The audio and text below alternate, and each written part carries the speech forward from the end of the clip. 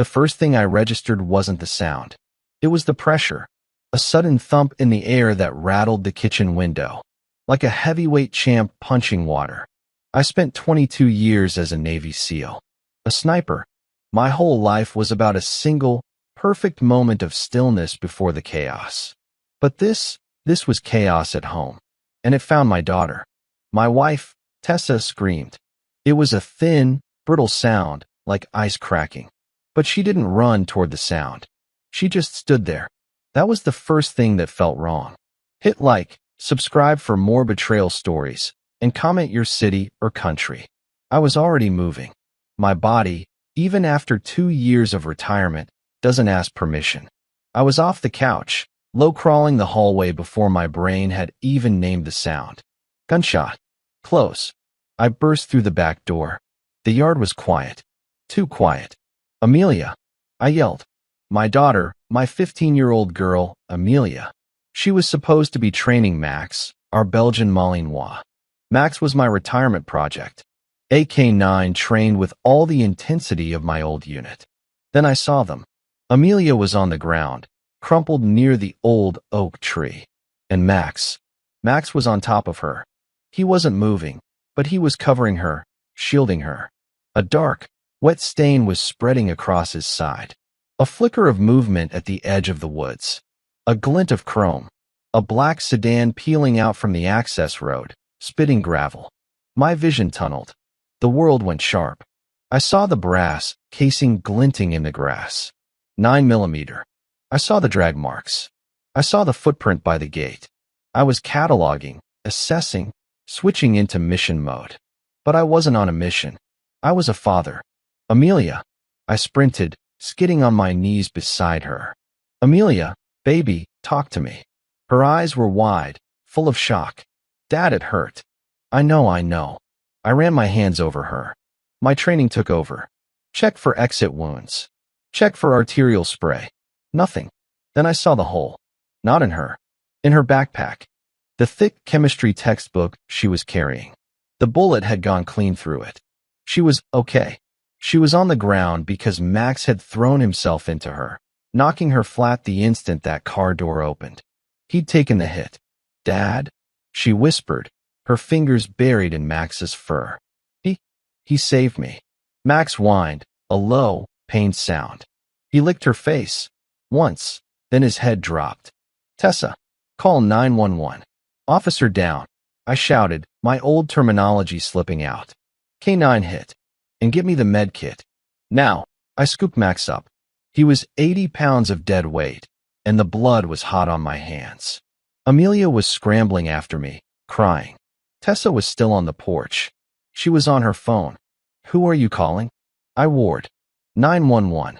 Like you said, she snapped back, her voice shaking. But her eyes weren't on me. They weren't on Amelia. They were on the road.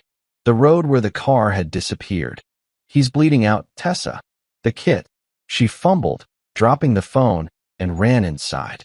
I laid Max on the kitchen floor. The bullet had gone in high, near the shoulder. He was lucky. Or unlucky. It was messy. I applied pressure, my knuckles white. Amelia was sobbing, stroking his head, telling him he was a good boy. He's the best boy, I said, my voice thick. He did his job. The paramedics came. The local cops came. They were young, their eyes wide when they heard my name. Logan, the SEAL. They were respectful. Too respectful. Mr. Palmer, the lead deputy, a guy named Evans, said, "You have any idea who would do this? You've put away a lot of bad men." I looked at him. That was a different life, deputy. This is just a quiet neighborhood. Not anymore, he muttered. He looked at my front gate, at the tire tracks. We think this is related to Victor, the new gang leader pushing into the county. Victor. The name meant nothing to me. A drive-by, Evans said. But they missed. Hit your dog instead. Lucky. I nodded, but my gut was churning. I spent my life calculating trajectories. A gangbanger in a moving car, hitting a moving dog, while the dog is actively tackling a moving person. That's not a miss. That's an impossible shot. Unless the target wasn't Amelia. Unless the target was the K9. Or unless the target was just a message. That night, after the vet had stabilized Max, he was going to make it. He was tough. And after Amelia was finally asleep, I sat in my study. I replayed the moment. The thump. Tessa's thin scream. Her standing on the porch. Her eyes on the road. The local cops were treating this as a random act of violence. A stray bullet from a turf war. But I knew better. I'd seen better. SEALs don't believe in random. We believe in patterns. I went to the kitchen to get a glass of water. Tessa was there, sitting at the table in the dark. Her face was pale. "I can't believe this happened," she whispered. "Me neither." I watched her. "You looked scared, Tessa." On the porch. "Before you even knew what happened." She stiffed. "Of course I was scared, Logan. There was a gunshot." "What kind of question is that?" "You weren't looking at the yard," I said, my voice quiet. Deadly quiet. The voice my team used to fear. "You were looking at the road. Like you were waiting for someone." She stood up, and the chair scraped loudly on the tile. "Don't you dare. Don't you dare use that SEAL interrogation stuff on me. My daughter was almost killed. Our dog was shot. I'm allowed to be in shock." She was breathing hard, her eyes bright with what looked like tears. But it felt wrong. It felt rehearsed. "You're right," I said, backing down. "We're all on edge. Get some sleep." She brushed past me, a faint scent of a perfume I didn't recognize trailing behind her. I stayed in the kitchen. I looked at the floor, at the dark stain Max had left. The cops thought this was a gang leader shooting at my daughter. The title, the one the media would use, was already writing itself. But I knew something they didn't. The bullet wasn't for Amelia. It wasn't for Max. It was for me. And the person who sent it knew exactly where I lived. I went to my gun safe. Not the one for hunting. The other one. The one Tessa didn't know about. I pulled out a small Pelican case. Old habits. My daughter was safe. My K9 was stable. My war was just beginning. The hospital waiting room smelled like antiseptic and stale coffee. It was too bright, the fluorescent lights humming, making everything feel sterile and fake. Amelia was fine. Physically. The doctors checked her, diagnosed severe bruising from where Max had hit her, and acute shock. They wanted to keep her for observation, just for a few hours. I sat in the uncomfortable plastic chair, my leg bouncing. My eyes never left Tessa. She was pacing the small room, her phone pressed to her ear. "Yes, Mother, she's fine," Tessa was saying, her voice tight. "No, Logan. Logan's right here. It was a horrible accident." An accident? The word hit me wrong. A bullet is never an accident. It's a purpose. It's a delivery. Tessa hung up and immediately started texting, her thumbs flying across the screen. She wasn't crying. When the nurse, a kind woman named Ophelia, had offered her water, Tessa had just stared at her, annoyed, like she'd been interrupted. "Who are you texting?" I asked. My voice was flat. I kept it low, for Amelia's sake. Tessa flinched. "Everyone. My sister. My friends. People are worried, Logan. Unlike you, I share my feelings." "I'm feeling plenty," I said. My feeling was a cold, hard knot in my stomach. The same knot I got on a 5-day overwatch, lying in the dirt, waiting for a target to show his face. We call it the watch. It's when you stop seeing the world as a person and start seeing it as a collection of patterns, threats, and assets. Right now, my wife was a threat. The deputy, Evan, came back. "Mr. Palmer, we're canvassing. The vet just called. Your K9 is stable. He's a hero. That dog. He took a bullet for your kid. We're putting it out to the local news, with your permission. Hero K9 saves SEAL's daughter." "Do what you need to," I said. "One more thing," Evan said, lowering his voice. "We ran the name. Victor. He's bad news. Real bad. We think this was a message. An initiation. Something. But why you?" I looked past him at Tessa. She had frozen. She was holding her phone so tightly her knuckles were white. Her eyes were locked on the deputy's back. She was listening. "I have no idea, deputy," I said. "But I'm going to find out. When they finally let us take Amelia home." The first place she wanted to go was the vet. Max was in a recovery kennel, shaved and stitched, a cone around his head. He looked pathetic. But the second he heard Amelia's voice, his tail thumped. Just once. "Oh, Max. Oh, good boy." Amelia cried, kneeling and pressing her face gently against the kennel. Max whined, trying to get to her.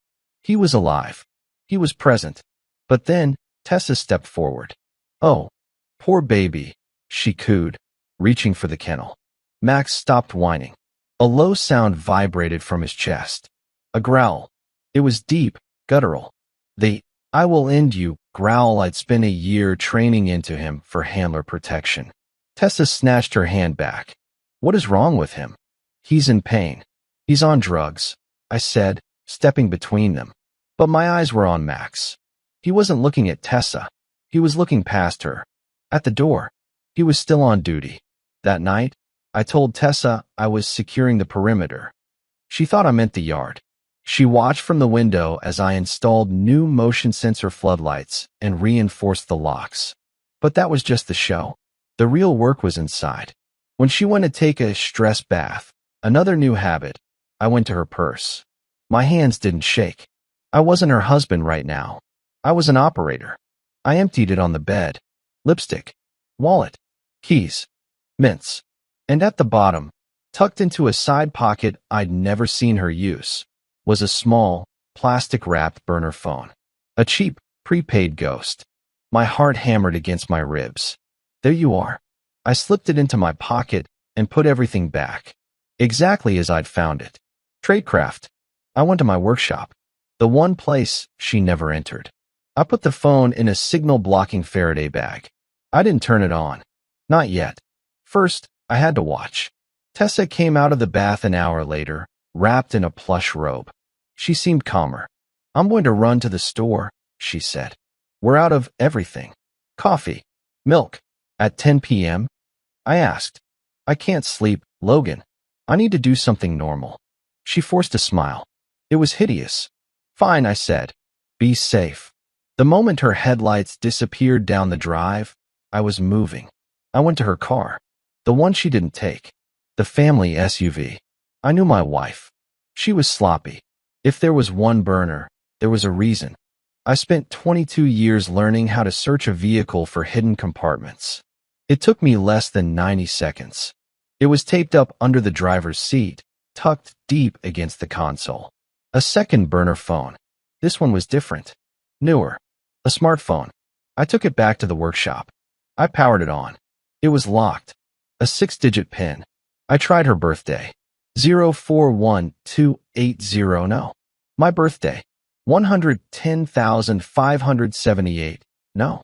Amelia's birthday. 062009. No. I stopped. I closed my eyes. I wasn't a husband. I was the enemy. How does the enemy think? It's not a date. It's a designation. I thought of the gang. I thought of the name. Victor. I tried the number 4V on the keypad. 8-4-2-8-6-7. Access granted. My stomach dropped into the floor. The phone opened. There was only one contact. V. There was only one text thread. I scrolled up. It was all of it. Weeks. Months. Messages of love. Of planning. Of my money being transferred. And then I saw the last texts. The ones from yesterday. V. He's a problem. The seal. He's sniffing around my new territory. Tessa. He's retired. Victor. He's not a threat. He's just in the way. V. He's always a threat. I'm going to send him a message. Make him back off. A little scare. Tessa. Just be careful. Don't hurt her. My blood went arctic. Her. I scrolled down to the messages from during the shooting. Right when she was on the porch. Right when she was calling 911. Tessa. You hit the dog. You hit the dog. Amelia is on the ground. V. He wasn't supposed to be there. The girl wasn't the target. Tessa. What did you do? What did you do? My vision blurred. She knew. She knew they were coming. Then I saw the last message. The one she sent, 5 minutes before the black sedan pulled up. A message I had to read 3 times before I could even breathe. Tessa, he's taking Amelia to train the dog. The K9 is with them. By the oak tree. Wait until he's clear. She hadn't been warning Victor off. She had been pointing him to the target. I was in my workshop. The phone was in my hand. Tessa, wait until he's clear. My vision didn't blur. It went cold. The world focused to a single, hard point. A 10x magnification. All the noise, all the grief, all the shock, it burned away. There was only the mission. My first instinct wasn't a scream. It wasn't to cry. My first instinct, the one 22 years of training had beaten into me, was to go upstairs, break down her bedroom door, and end the threat. But my discipline was stronger. It was a cold, calm hand on the back of my neck. An operator does not get compromised. An operator controls the field. And right now, my home was the field. I wiped the burner phone clean. My prints. Her prints. Everything. I put it back in the Faraday bag. I couldn't put it back in her car. She wasn't home. I had to wait for her. I went back into the house. The silence was deafening. I stood in the doorway of Amelia's room. She was asleep, her breathing shallow, her face pale. She mumbled Max in her sleep. The rage was a physical thing, a hot, toxic bile in my throat. I swallowed it. My daughter was sleeping in the same house as the woman who had put her in the crossfire. She was safe only because a dog was more loyal than her mother. Headlights. The sweep of her car pulling into the driveway. She was back from the store. I moved. I was in the kitchen, a glass of water in my hand, when she walked in. Just a husband. Just a man, awake with worry. She flinched when she saw me. Logan, you scared me. Couldn't sleep. I watched her. Every tiny movement. The way she wouldn't meet my eyes. The way her hands fumbled with her keys. She wasn't my wife. She was an enemy combatant. I'm exhausted, she said, her voice trying for broken but landing on brittle. This whole day, it's just broken me. You have no idea what broken is, I thought. Go to bed, Tessa, I said. My voice was even. Calm. I'll stay up. I'll take the first watch. Her head snapped up. Her eyes narrowed. Fear. There it was. What a strange thing to say, she whispered. Get to bed, I said. She went. The second I heard her bedroom door click shut, I moved. I took the burner phone from the signal blocking bag. I went to her car. I put it back, under the seat, taped against the console, exactly as I had found it. Tradecraft. The next morning, I brought Max home. The vet, a man named Colin, helped me carry him in. He's a warrior, Colin said, clapping me on the shoulder. But he'll be on edge. Protective. Don't be surprised if he's different. I'm counting on it, I said. We made a bed for Max in the living room, right where he could see the front door and the hallway. Amelia came down, her eyes lighting up. She didn't hug him. She knew he was sore. She just lay on the floor next to him, her head by his, whispering. This was the only clean thing left in my house. An hour later, Tessa came downstairs, dressed, makeup on, as if it was just Tuesday. Oh, he's home, she said, a bright, fake smile plastered on her face. Let me get him some fresh water. She walked toward the kitchen. Her path took her past the living room opening. Max's head lifted. His cone of shame amplified the sound. A low click in his throat. His ears, the one good one and the one half-bandaged, went flat. The fur, even with the stitches, rose on his back. And the growl. It wasn't the pain whine from the vet. This was the sound a Malinois makes when it has acquired a target. A deep, chest vibrating. I will end you growl. Tessa froze. Her smile vanished. Max, stop. Bad dog. He's not a bad dog, I said. My voice cut through the room. I stood up from my chair and walked to Max's side. I put my hand on his head. He was a coiled spring, vibrating with a pure, focused hatred. His eyes never left Tessa. What is with him? She snapped angry. He's never done that. He's a K9, Tessa, I said, my voice quiet. They're trained to detect threats. Her face went from pale to red. Are you saying I'm a threat? In my own home. I looked at her. I held her gaze. I'm saying he smells something he doesn't like. Dogs are honest, Tessa. They can't lie.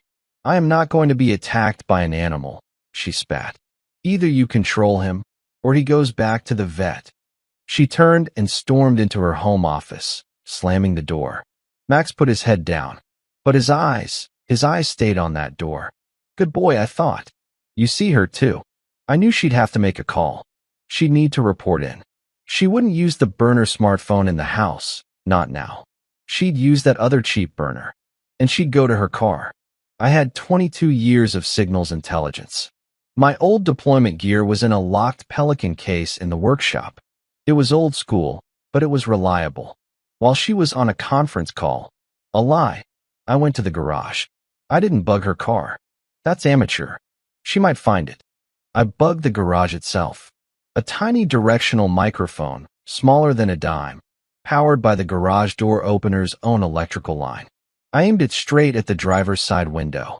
Anything said in that car, I would hear. I ran the thin receiver wire along the rafters, back to my workshop. Then I waited. It was the hardest thing I'd ever done. Harder than any deployment. I just sat. I sat in the kitchen, drinking bitter coffee, and watched my daughter play checkers with a wounded dog. At 4:05 p.m., Tessa came out. I'm going to the store. For real this time. We need bandages. For Max. A perfect excuse. Okay, I said. I watched her walk into the garage. I gave her 60 seconds. Then I walked to my workshop, closed the door, and put on the headphones. Static, the beep-boop of a number being dialed. A click. And then a voice. A man's voice.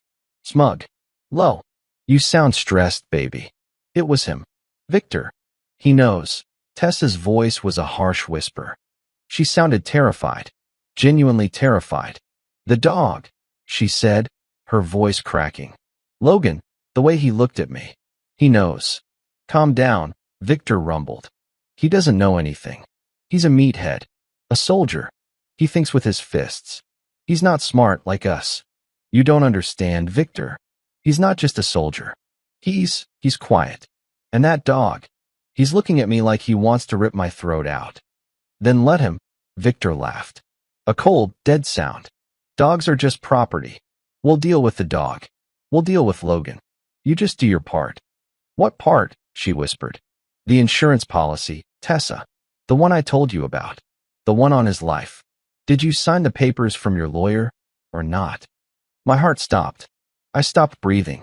There was a long pause. Yes, Tessa whispered. This afternoon. My lawyer, Preston, filed the updates. It's done. If something happens to Logan, I get everything. We get everything. The headphones were silent. The only sound was the thunk of her car door closing in the garage, then the rumble of the engine. She was leaving. If something happens to Logan, I get everything. I took the headphones off. My hands were rock steady. There was no rage. No fire. Just ice. A deep, Arctic cold that settled in my chest and sharpened the world. My 22 years of training, it was a shield. It kept the man from shattering, so the operator could work. She wasn't just cheating. She wasn't just stealing. She was hunting me. She had used my daughter, her daughter, as bait. She had pointed a gun at my K9. I stood up. I walked out of the workshop, locking it behind me. I went to the living room. Amelia was asleep on the couch, her hand resting on Max's uninjured side. Max was awake. His head was up. He was watching the hallway, his ears twitching. He knew the threat was still in the house, even when she was gone. I know, boy. I whispered, scratching the base of his good ear. I'm on it. I sat in my chair. And I waited. I was good at waiting. I could sit in a ghillie suit for 72 hours, perfectly still, waiting for one shot. I could sit in my own living room for 20 minutes, waiting for my wife to return from her errand after she had just greenlit my execution. Her car pulled in.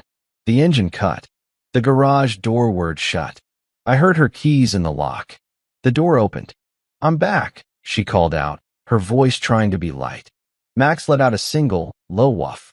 Tessa walked into the living room, holding a small paper bag. I got the good bandages, she said, avoiding my eyes. The waterproof ones.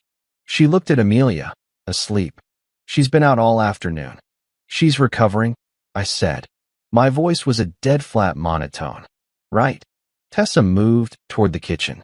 Well, I'll just put these in the... I got a call from Preston's office, I said. Tessa froze. Her back was to me. I could see the muscles in her neck tighten. Oh, she said, her voice a full octave higher than normal. Yeah, just a courtesy call. Said you were in today? Finalizing some paperwork. She turned. Slowly. Her face was a mask of practiced concern. Yes, I was. You never told me you were going. It slipped my mind. With everything, the shooting, Max. I've been so worried, Logan. Worried about what, Tessa? She walked over, her face softening into a look of pure, calculated sympathy. She tried to touch my arm. About you, she whispered. About Amelia. About us. That thing. That gang leader, Victor. What if he comes back? What if something happens? I looked at her hand, the one that was about to touch me. So you went to our lawyer, I said. Yes. To make sure Amelia is protected. That. I'm protected. If something, God forbid, happens to you. I just updated our estate planning. Our life insurance. It was just paperwork. It's what a responsible wife does. The lie was perfect. It was flawless. She was looking me right in the eyes, her own eyes filling with fake tears. She was selling a story. I'm a good wife. I'm a worried wife. She wasn't a wife. She was a co-conspirator. You're right, I said. The relief that washed over her face was so fast, so total, that it was like a confession. That's very responsible, I said. Good, she whispered, finally touching my arm. I'm going to go check my emails. She turned and walked away. She went to her home office and closed the door. Max let out a low, long sigh. The immediate threat had passed. I sat there, my arm tingling where she had touched it. She had touched me, with the same hand that had signed the papers. I knew, with absolute certainty, that the accident was already being planned. They wouldn't use a gun next time. It would be a brake line, a gas leak, something that wouldn't trace back to Victor. The local cops, Deputy Evan, they were good men. They were useless. They were looking for a gangbanger. They weren't looking for a grieving widow. I needed a different kind of help. I went to my workshop. I locked the door. I went to the far wall, to my old steel-plated locker, the one that held my deployment gear. I didn't grab a rifle. I didn't grab a knife. I grabbed my SAT phone, the one I was supposed to have turned in. I went outside, far from the house, far from any possible listening devices she might have. I stood by the old oak tree where my daughter had almost died. I dialed a number I knew better than my own. It rang. Once. Twice. A click. No hello. Just silence. Hunter, I said. A pause. Then, a voice I hadn't heard in 2 years. A voice that sounded like gravel and dry ice. Palmer, you're not supposed to have this number. Good to hear your voice too. Hunter, I said. I'm calling in the chit. A long silence. Hunter wasn't FBI. He wasn't CIA. He was other. The man the government called when they needed a ghost to hunt a ghost. My old teammate. The one from Mogadishu? Hunter asked. That's the one. It must be a big one. I looked back at my house. My perfect house, with my perfect family. A whited sepulcher. I have a domestic situation, I said. Domestic? Hunter sounded disappointed. Logan, I don't do divorce. She's conspiring to have me murdered, I said, my voice flat. The line went dead silent. Go on, Hunter said. She's working with a local gang leader, a man named Victor. They planned a warning shot. It went wrong. They hit my K9, and my daughter was in the crossfire. She was a target? No, I said, the ice in my voice dropping to absolute zero. She was collateral damage. The dog was the target. He was a loose end. They're escalating. My wife just updated my life insurance policy. They're going to try again, Hunter. And they're going to make it look like an accident. The wife, Hunter said. It's always the wife. I need an assist, I said. I'm compromised. I'm too close. I need the hunt. You've got it, Hunter said. Don't engage. Don't let her know you know. You're not an operator anymore, Logan. You're a target. You are bait. Act like bait. I can do that. Good. I'm sending a guy. He's a cleaner. He's not with me, you understand? He's a private consultant. Name's Felix. He'll be in touch. And Victor. Consider him my problem, Hunter said. You just handle the snake in your house. And Logan? Yeah. Don't get killed. That's an order. The line clicked. I stood by the tree. For the first time in 48 hours, I felt better. The game had changed. I wasn't a husband in a betrayal story.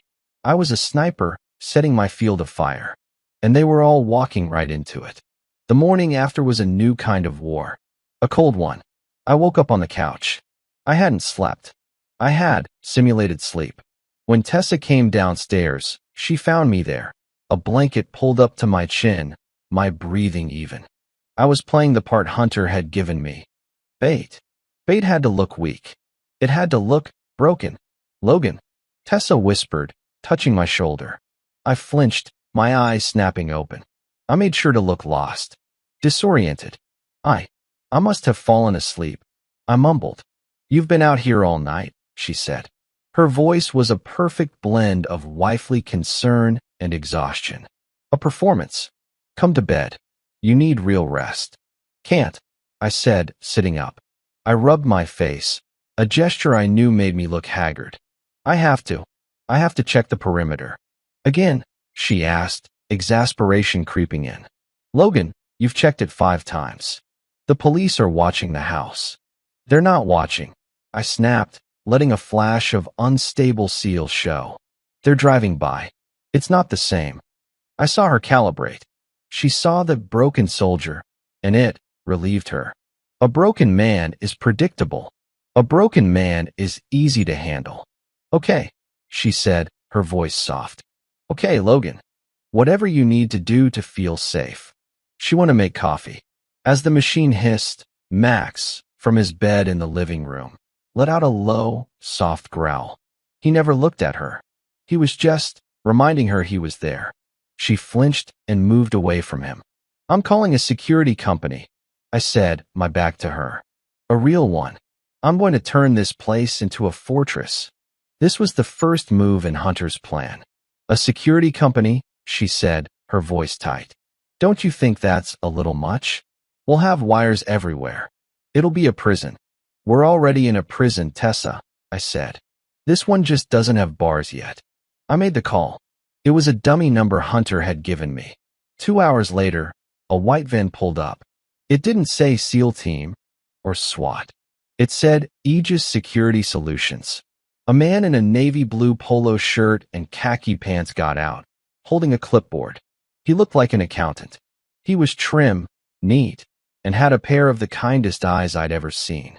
He was utterly non-threatening. This was Felix, Hunter's cleaner. I met him at the door.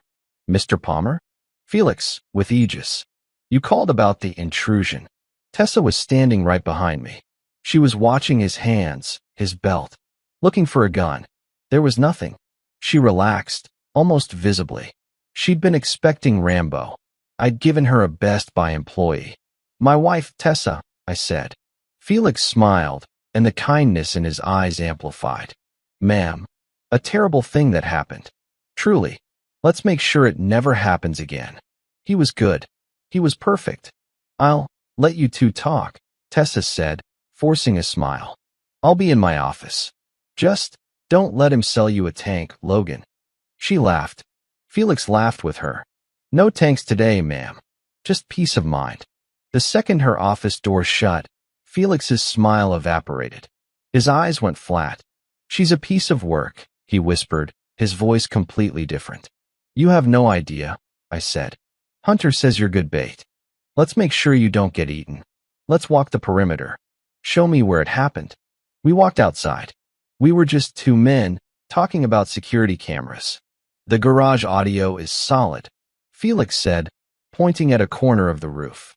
We can put a high-gain repeater there, Bounce the signal to a cloud. You won't need to be in the workshop to listen. Her car phone. I asked. Cloned. We're getting the texts in real time. Hunter's team is impressed. You've gift-wrapped the whole conspiracy for them. Not yet, I said. We'd reached the oak tree. The grass was still stained. They're planning to kill me. I need them to move. I need to give them a deadline. Felix nodded, tapping his clipboard. The broken soldier routine is good. But you're right. They're complacent. They think they have time. We need to apply pressure. What's the one thing she values? I looked at the house. The money. And what's the one thing Victor, fears? My legend. He thinks I'm a monster, but a predictable one. Good, Felix said. So we give her a threat to the money. And we give him a threat to his timeline. We walked back inside. Felix sold me a gold package. Cameras, motion sensors, a new gate. He was loud. He was a salesman.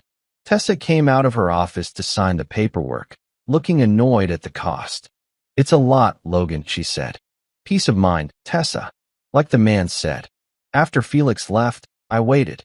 I waited until 6 p.m. Then I went to the liquor cabinet. I pulled out a bottle of our best scotch. I sat at the kitchen island. I didn't drink. I just held the glass. Tessa found me there, just as I knew she would. Logan, she said, her voice wary. You don't drink like that. New world, new rules, I mumbled. I let my words slur. Just a little. I did something, Tessa. I'm scared. I'm scared for Amelia. This got her attention. She sat opposite me. What did you do, Logan? Called my old. The one I trust. I told him everything. About the gang. About Victor. About the message. Her blood drained from her face. You what? He's pulling me out, Tess. He's pulling us out. He's sending a team. An unofficial team. They're taking Amelia to a safe house. Friday night. A safe house? She shrieked, all pretense gone. Logan, you can't.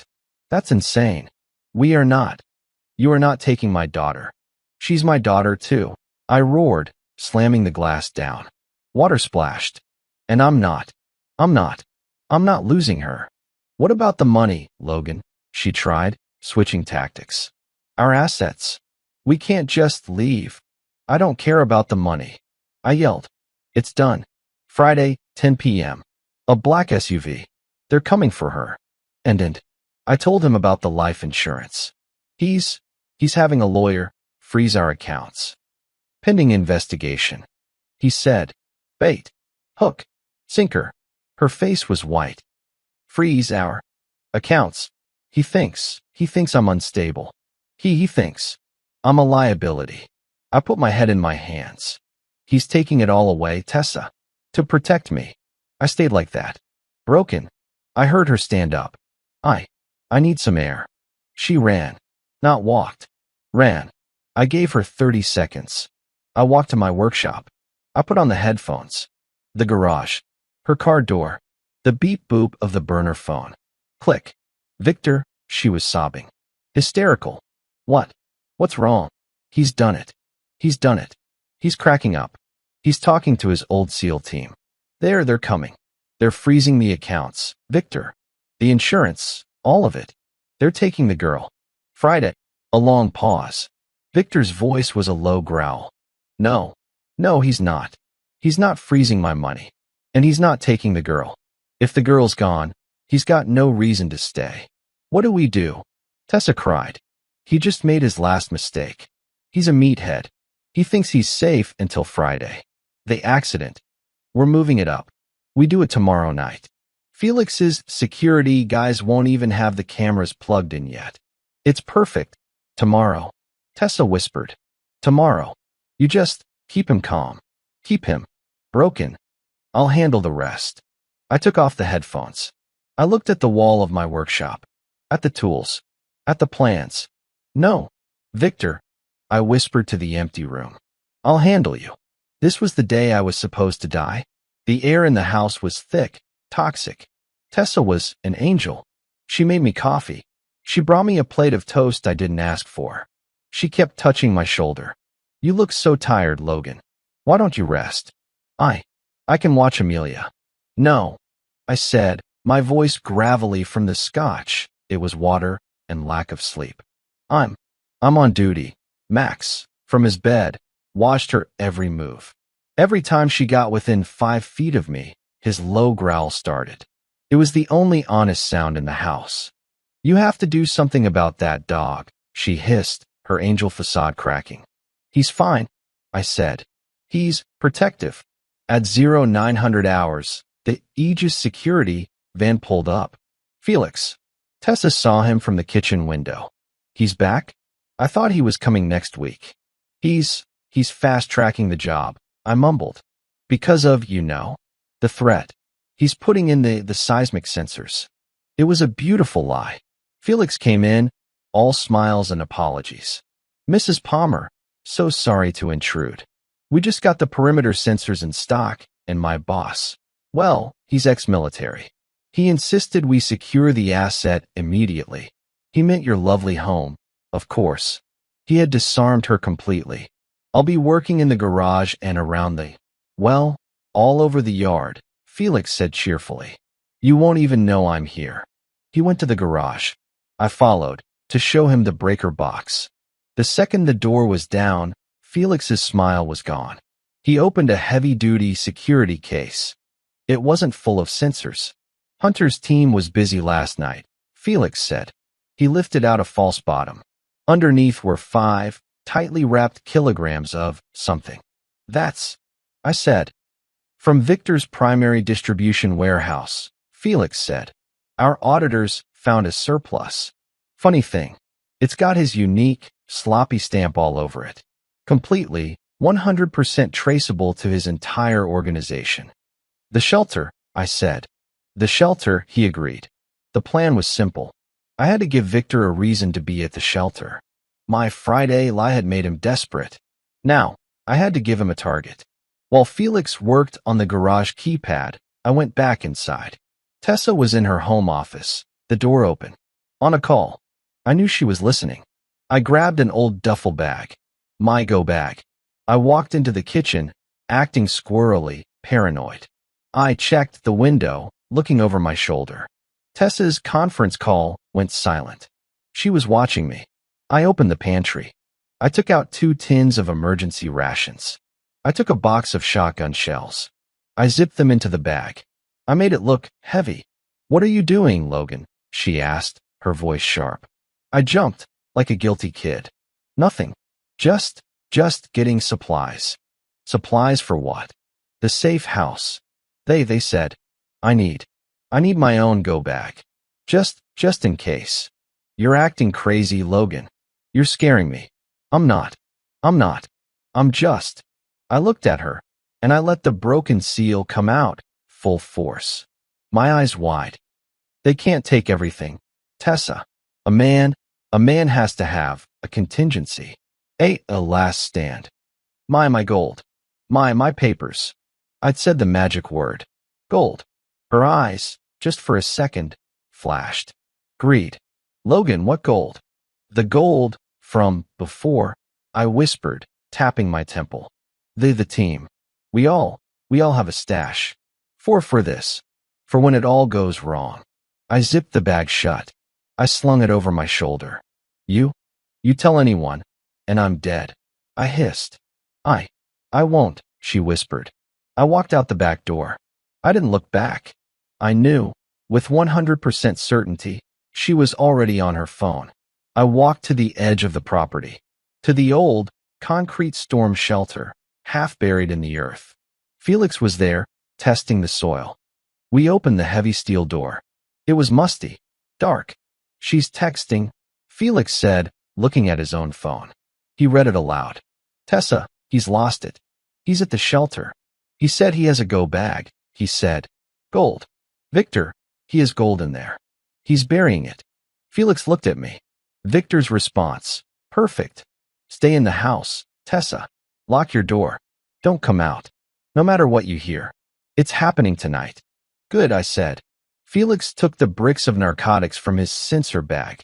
We put them in a dry bag, shoved them deep behind an old water heater, and covered them with a rotten tarp.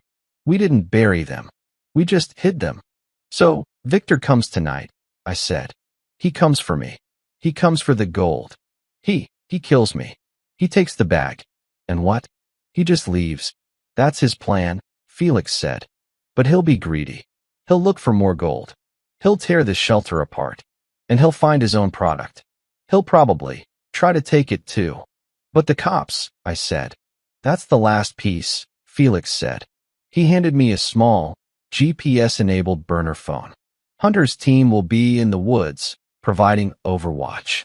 The second Victor's team is on your property. This phone will make an anonymous 911 call. A tip. Suspicious activity, possible drug deal, men with guns at the Palmer Properties storm shelter.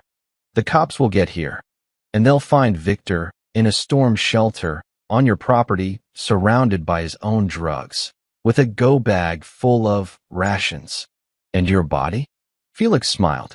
You'll be in the workshop with me, watching it all on the security cameras we're installing. We'll be the two most reliable witnesses they've ever had. But, Max, I said, the plan, the outline. I needed Max. Hunter thought of that, Felix said. He pulled a small, sealed bag from his pocket. It was a K9 training aid. The scent, it was pure narcotics. When you go back, Felix said, drop this by the back door. Accidentally. Let Max find it. Let him go crazy. I understood. I need to call Deputy Evan, I said. Before any of this. I need to set the legal trap. Good, Felix said. Do it now. I left the shelter. I walked back toward the house. I palmed the training aid. I dropped it in the grass, near the porch. I went inside. Tessa was in the kitchen, her back to me. She was humming. Max, I called. Max, come here, boy. He limped over, his tail low. Go on, I said, pointing to the back door. Go find. It was his favorite game. He limped onto the porch. He sniffed. He stopped. His head snapped to the training aid. He went insane. He started barking, scratching, whining. They hit signal. Tessa, I yelled. Tessa, come here. She came running. What? What's wrong? The dog. He's hitting on something. He smells drugs. Her face was pure, unfiltered panic. What? That's impossible. He's a trained K9, Tessa. He doesn't lie. I pulled out my real phone. I'm calling Evan. I'm calling the cops. I think Victor. I think he stashed something on our land. Oh my God. He's using us. I was the broken soldier. I was the terrified husband. Evan, I yelled into the phone. Get over here. Now. My K9, he's got a hit. A narcotics hit. By my house. I think Victor's coming back. I hung up. I looked at Tessa. Her face was a ruin. She knew it was all falling apart. She sprinted, not to me, not to Amelia. She sprinted to her office, and she slammed the door. I heard the frantic beep-boop of her dialing the burner phone. He knows. I heard her shriek through the door. He knows. He's found something. The cops are coming. The trap was sprung. The courtroom smelled like old paper and cheap floor wax. It was a different kind of cold. A staged, theatrical cold. It had been 6 months. 6 months since that night. The night had unfolded exactly as Felix and Hunter had planned. Deputy Evan, responding to my terrified 911 call, had rolled up on the storm shelter. He hadn't found a suspicious man. He'd found Victor and 2 of his men, covered in dirt, prying open the floorboards, furious that my go bag only contained rations and shotgun shells. And they were standing right next to 5 kilos of their own product. The anonymous 911 call about a drug deal in progress had sealed the warrant. It was a perfect, clean bust. Tessa hadn't been so smart. When she heard the sirens, she tried to run. She tried to get to her car. But Felix, the Aegis security man, had been installing a gate sensor. He'd seen her. He was a perfect, neutral witness. When they'd taken her burner phone, her panicked, "The cops are coming." Call to Victor was the last one on the log. Conspiracy. Accessory. Attempted. Everything. Now we were here.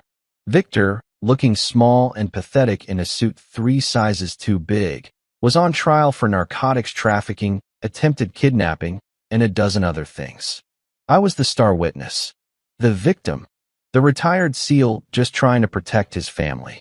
My lawyer, Preston, a man with a jaw so tight I thought it might crack, sat beside me. He was here for the divorce, but the criminal trial had to come first. It's all going smoothly, Preston whispered.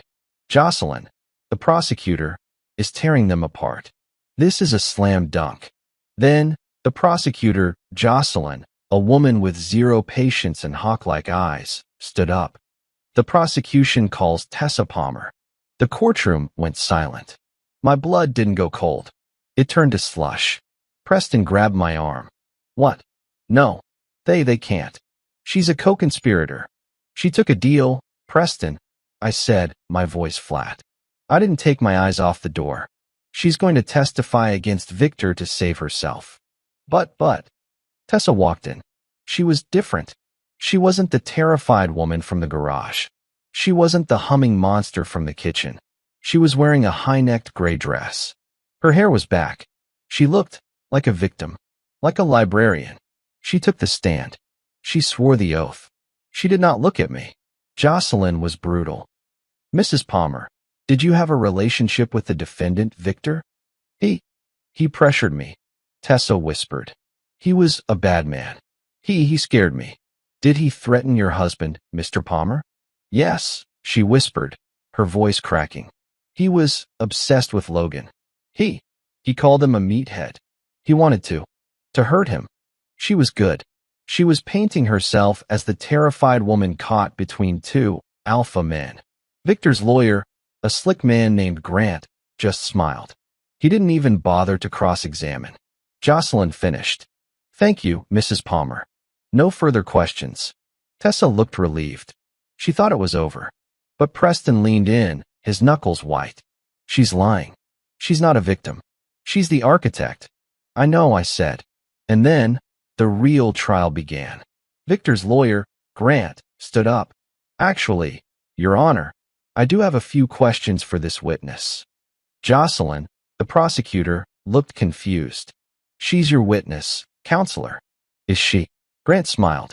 Mrs. Palmer, you said you were scared of Victor. But who were you really afraid of? Preston shot to his feet. Objection. Relevance. It is highly relevant, Your Honor, Grant boomed. This witness is claiming coercion. I intend to find out who was really pulling the strings. The judge, a sharp-eyed woman, nodded. Overruled. The witness will answer. Tessa looked trapped. She looked at me. For the first time, she made eye contact. Her eyes were not full of fear. They were full of hate. She whispered. I'm sorry, who? Grant asked, cupping his ear. My husband, she said, her voice rising, the fake tears coming. Logan. A murmur went through the court. I felt the jury's eyes pivot to me. The hero SEAL. I was terrified of him. Tessa cried. He's a trained killer. He's paranoid. He came back from his service, broken. He drank. He had guns everywhere. So, you're saying, Grant said, pacing, that the man you ran to, Victor, he was just a protector? Yes, she sobbed. I was trying to get away from Logan. But he's a hunter. He set up those cameras. He bugged the house. He was stalking me. He trapped me. Preston was on his feet. Your Honor, this is character assassination. It is my defense, Your Honor. Grant shouted. My client, Victor, was just a simple man who got caught in the crossfire of a violent, unhinged SEAL.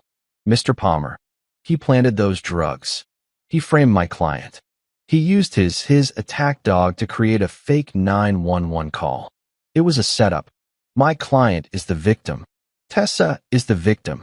Logan Palmer is the criminal. The room exploded. The judge slammed her gavel. Order. Order. Preston sat down, his face purple. She's flipping the script. She's saying you're the bad guy. That, we're the villains. She's going to walk, and she's going to hang you. I just sat there. I felt nothing, just the cold, calm ice. I watched Tessa. She was crying. A perfect performance. She was the battered wife, and I was the monster. I leaned over to Preston. It's okay, I whispered. It is not okay, Logan, he hissed. She's destroying you. Let her, I said. Let her say it all. Let her build the lie as high as she can. Why? I tapped the thin, leather briefcase under my chair. Because of the garage, I said. Preston's eyes went wide. The garage, the audio? The bug. The one she doesn't know exists, I said. The one Felix installed. I looked at Tessa, sobbing on the stand. She's not just committing perjury, Preston, I whispered, my voice flat. She's building our entire case for the divorce. Preston's purple face slowly smiled. Mrs. Palmer, Grant was saying, did your husband threaten you? Did he tell you that he was going to put you away? Yes, she cried. All the time. Even he. Preston stood up. Objection. The witness is fabricating, and I can prove it. The judge stared at Preston, her glasses low on her nose. Mr. Preston, you are not counsel on this case. You have no standing to object. Your Honor, Preston said, his voice smooth and cold. Mr. Grant, in his defense of Mr. Victor, has just, on the record, accused my client, Logan Palmer, of multiple felonies. Conspiracy, planting evidence, falsifying a 911 call. He has opened the door, and I am walking through it. Grant, Victor's lawyer, laughed. Your Honor, this is ridiculous. Mr. Palmer is the one on trial in the court of public opinion. My client was lured. My client's K9, Preston cut in, his voice sharp, was just called an attack dog and a fake. The entire probable cause for the 911 call, the call that Mr. Palmer made himself, rested on that K9's training. Mr. Grant claims that training is a sham. We are prepared to prove, right now, that it is not. The judge looked at Grant. Counselor, you did accuse Mr. Palmer of faking the K9's hit. Grant suddenly looked wary. I was postulating a theory. Let's test that theory, Preston said, turning to the judge. We request a demonstration to prove K9 Max's certification, his stability, and his reliability. The very informant that Mr. Grant is trying to discredit. The judge looked at the jury. They were all leaning forward. This was not a normal day. This is highly irregular. But the defense has opened this specific door. I will allow it. 5 minutes, Mr. Preston. The animal is to be leashed and muzzled. He doesn't need a muzzle, Your Honor, I said, speaking for the first time. My voice was a low rumble. Tessa flinched on the stand, as if I'd hit her. He is a certified, stable demonstration K9, I said. A muzzle will impede his olfactory senses. The judge stared at me. Fine. Leashed. And on your head be it, Mr. Palmer. Bailiff, clear the way. It took 3 minutes. 3 minutes of shuffling, of the bailiff opening the side door. And then, Max walked in. I had Amelia bring him. She was here as a spectator, as family support. When she walked in, limping just slightly, a permanent reminder, holding the leash of a 3-legged dog, the entire courtroom felt it. Max was different. He wasn't the wounded warrior. He was working. He had his vest on. He limped, but with purpose. His head was high. His one good ear was up. He ignored the jury, the judge, and Victor. He saw me. His tail thumped. Once. I knelt. I took the leash from Amelia. Good girl, I whispered. I kissed her forehead. Go sit back with Felix. She went. I stood. I was now the handler. Max stood at my side, perfectly at heel. His limp was pronounced, but he stood like a rock. Your Honor, Preston said. We have 3 certified, department-issued narcotics training aids. We also have a bag of powdered sugar. May the bailiff place them? The judge nodded. The bailiff took the 4 small bags, placing them in different corners of the courtroom. Under a chair. By the empty jury box. Mr. Palmer, Preston said. Seek. I unsnapped Max's heel leash. Max, I said. Find. He was a machine. He wasn't a dog. He was 22 years of my life, poured into an animal. He limped. Sniff. Sniff. Sniff. He went to the first aid. He sat. Perfectly. Good, I said. He went to the second. He sat. Good. He went to the third. He sat. He ignored the bag of sugar completely. The jury was mesmerized. In 90 seconds, he had proven he was 100% reliable. He was not a fake. Excellent, Preston said. Now, Mr. Grant also claimed this is a vicious attack dog that my client uses to intimidate his poor, defenseless wife.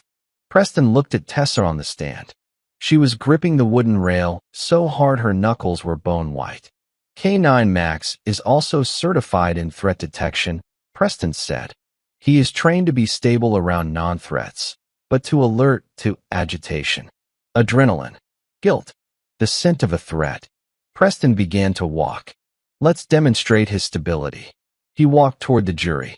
Max, at my heel, walked with him. Calm. He walked toward the judge. Max was calm. He walked toward Victor. Max watched him, but did not move. He was just a man in a box, not a threat. You see, Preston said to the jury. Perfectly stable. Then, Preston turned, and he started to walk toward the witness stand.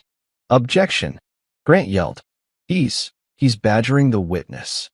I'm not saying a word, Preston said. I'm just walking. We kept walking. 10 feet away. Max was fine. 8 feet away. Max was fine. Tessa started to tremble. A visible, full-body shake. Stop, she whispered. Stop. We were 6 feet away. Max's head snapped up. His ears went flat. The fur on his back, the fur he had left, stood straight up. Tessa let out a tiny squeak. She was leaking adrenaline.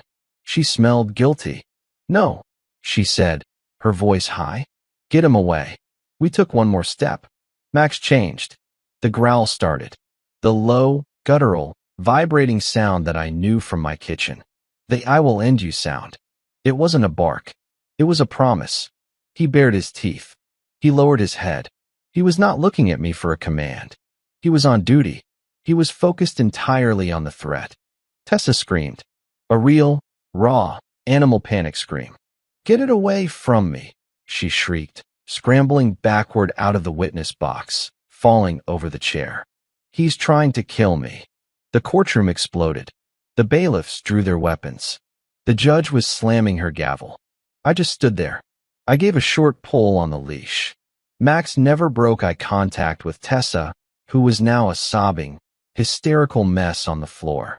Preston waited for the noise to die down. He looked at the jury. He looked at the judge. He looked at the heap that was my wife. His voice was quiet, but it cut through the entire room. As you can see, Your Honor, Max isn't an attack dog. He's a character witness. Max's growl echoed in the sudden, dead silence of the courtroom.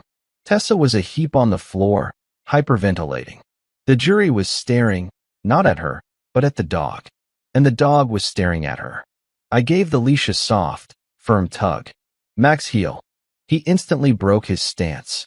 He limped back to my side, sat, and looked up at me, tongue lolling. Good job, Dad. The show was over. He had become, in an instant, just a three-legged dog again. The judge, a woman named Jocelyn, finally found her voice. Bailiff, help Mrs. Palmer back to the stand. And Mr. Palmer, remove the K9. Now. Yes, Your Honor. I didn't look at Tessa. I didn't look at Victor. I handed the leash to Felix, who was waiting by the door. Good boy, I whispered, and Max was gone. The trial was, for all intents and purposes, over. Grant, Victor's lawyer, tried to recover. He tried to claim I had trained Max to attack my wife. But the jury had seen it. They hadn't seen an attack. They had seen a reaction. They deliberated for 45 minutes. When they came back, the verdict was guilty. On all counts. Victor didn't even flinch. He just stood, got cuffed, and was led away. Tessa, however, looked relieved. She had done her part. She had testified. In her mind, she was the victim who had helped put the bad man away. She thought she was safe. Preston leaned in, his voice a low hiss. She's smiling. She really thinks she won. She thinks this was the hard part. I said. She's wrong. 2 weeks later. A different building. A different room. Family court. This room was smaller. No jury. Just a long table. Me and Preston on one side. Tessa and her new, slick-looking lawyer, a man named Oliver, on the other. The judge, a no-nonsense woman named Quinn, looked over her files. Tessa was back. The gray, high-neck dress was gone. She was wearing a cream-colored pantsuit. She looked like a businesswoman. She looked expensive. All right, Judge Quinn said, her voice tired. I've reviewed the motions. Palmer versus Palmer. Standard divorce. You're asking for dissolution, Mr. Palmer. And Mrs. Palmer, you are asking for the primary residence, 50% of all assets, 50% of Mr. Palmer's military pension, and sole custody of the minor child, Amelia. I felt my blood heat. Preston put a hand on my forearm. Your Honor, Oliver said, standing up. He had a voice like a game show host. My client, Tessa Palmer, is the true victim here. She has been through an unimaginable trauma. She was coerced by a violent gang leader, and she lived in fear of a volatile, unstable, and, frankly, dangerous husband. He pointed at me. This man, a man who trains attack animals, a man who, by his own admission, bugged his own home. My client was protecting his daughter, Preston said, his voice a calm, dangerous razor. He was entrapping my client. Oliver boomed. She was a woman in fear, and he used his black ops training to manipulate her. She deserves, no, she is owed compensation for that trauma. The house is the least this court can do. Tessa was nodding, dabbing at a tearless eye. Mr. Preston? The judge asked, looking bored. Do you have a response to this? Narrative. I do, Your Honor, Preston said. He stood and placed a small, digital audio recorder on the judge's bench. Oliver scoffed. Audio? Your Honor, we've been through this. Mr. Palmer illegally recorded my client. He did not, Preston said. He placed a security device in his own garage, a common area. He had every right. And Mrs. Palmer had no expectation of privacy for her criminal conspiracy. This is, Oliver started. Sit down, counselor, Judge Quinn snapped. She looked at the recorder. What is this? We've all heard the tape from the criminal trial, Preston said. The one where my client, Mr. Palmer, pretended to be broken. The one Mr. Oliver claims is entrapment. Preston looked at Tessa. Her smug look was gone. She was confused. But we have another recording, Preston said. An earlier one. One that the criminal prosecution didn't need. They already had a slam dunk. This one, well, this one is for family court. He pressed play. The recorder was small, but the audio was perfect. Felix had cleaned it up. The sound of the garage. The beep-boop of the burner phone. Click. Tessa's voice. He knows. The dog. He knows. Victor's voice. Calm down. He's a meathead. A soldier. He's not smart like us. Tessa's face went white. This wasn't the tape she'd heard about. Tessa's voice. You don't understand, Victor. He's quiet. And that dog. He's looking at me like he wants to rip my throat out. Victor's voice. Then let him. Dogs are just property. We'll deal with the dog. We'll deal with Logan. You just do your part. Tessa's voice. What part? Oliver was on his feet. Your Honor. This is inadmissible. It's evidence, Judge Quinn snapped. Sit down. Preston didn't even look at him. He just let it play. Victor's voice. The insurance policy, Tessa.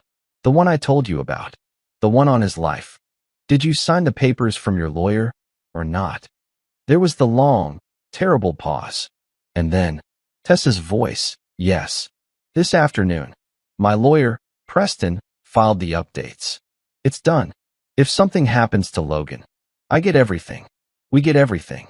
Preston pressed stop. The silence in the courtroom was absolute. It was heavy, like a tomb. Tessa was not moving. She was just staring at the recorder. Her lawyer, Oliver, had actually taken a step away from her.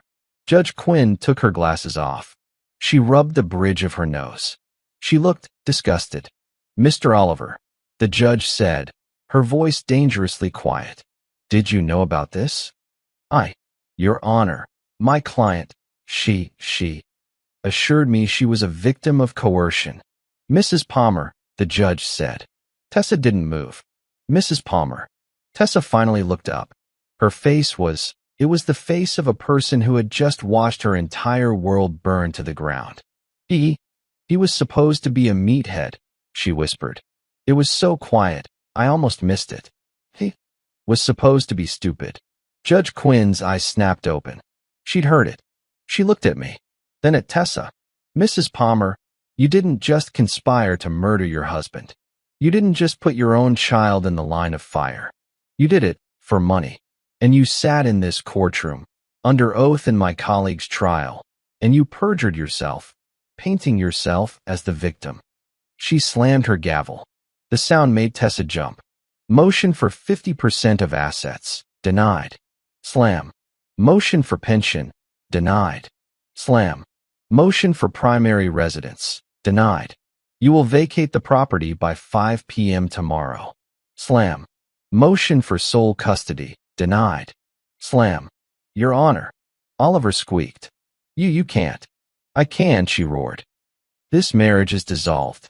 My finding is that Mrs. Palmer, due to her conspiracy, her moral turpitude, her attempted murder, has forfeited all rights to community property. She will get her clothes. And that is it. But custody." "Mr. Palmer," the judge said, her voice softening for the first time as she looked at me. "You have sole legal and physical custody. Effective immediately." She stood up. "And I am referring this. She gestured at Tessa, to the district attorney's office. "The deal she made? I think they're going to want to reevaluate it. We are done here."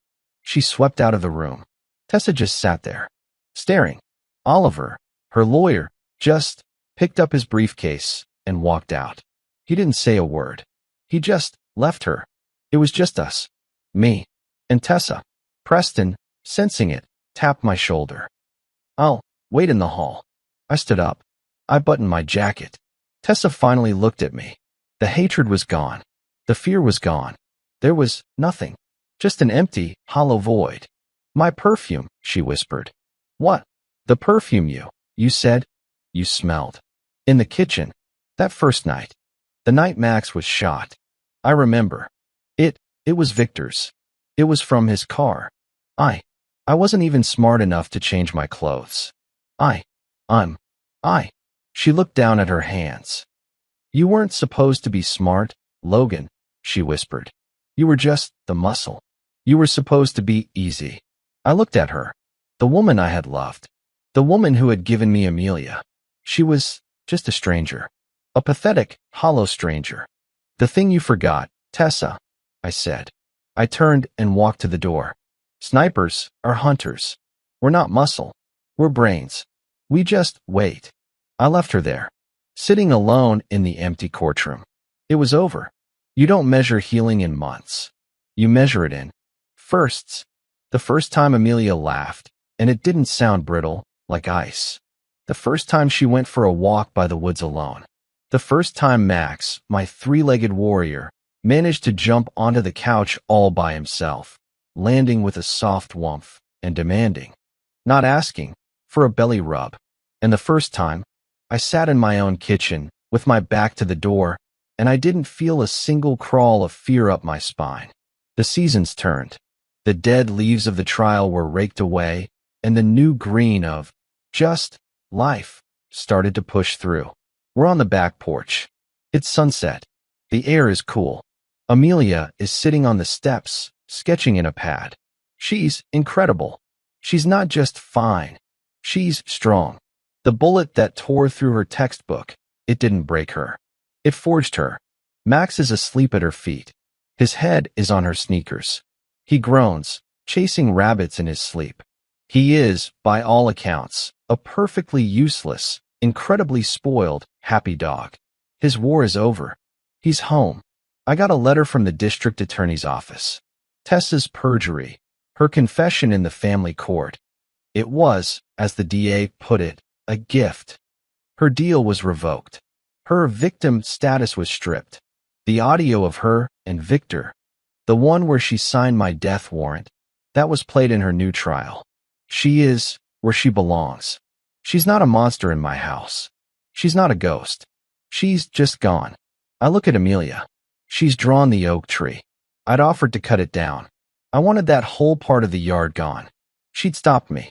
It's not the tree's fault, Dad. It's just a tree. It's where Max saved me. It's our tree.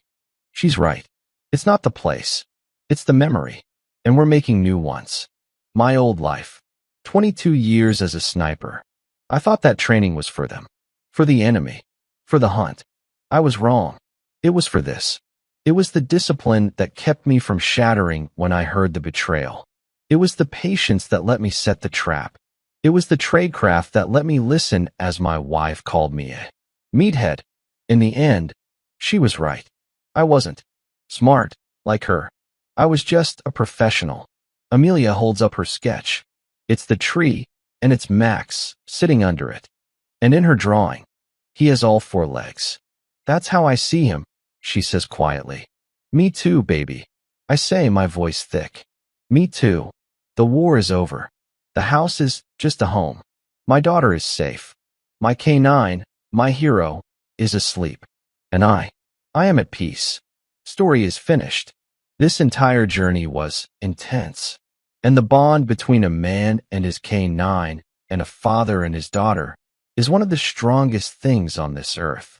If this story of betrayal and the quiet, cold justice that followed hit you right in the heart, please let the channel know it by giving this video a like.